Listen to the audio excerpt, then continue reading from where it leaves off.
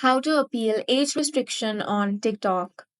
If you want to appeal age restriction on TikTok, then you want to launch open the TikTok application on your device. Make sure to log into your account. Now, tap on the profile icon at the bottom right corner of your screen. From your profile, tap on the three lines at the top right corner. Now, tap on Settings and Privacy. Here, scroll down and tap on Report a Problem. Now, select Account and Profile. Then from here, tap on Profile Page. Now select Other. Now it will give you some suggestions here. Tap on Need More Help option. Now it will directly take you to TikTok support.